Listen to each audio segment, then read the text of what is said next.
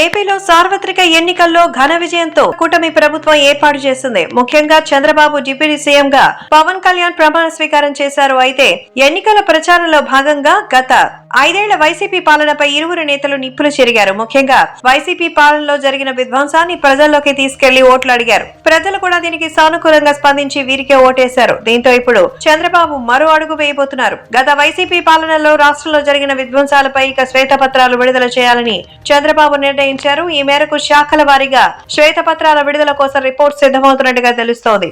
ప్రతి శాఖలోనూ వైసీపీ పాలన వల్ల కలిగిన నష్టాన్ని అంకెలతోనే ఈ శ్వేతపత్రాలు ఉండబోతోంది. వీటిని జనంలోకి తీసుకెళ్లి వాస్తవాలని వివరించాలని భావిస్తున్నట్టుగా తెలుస్తోంది.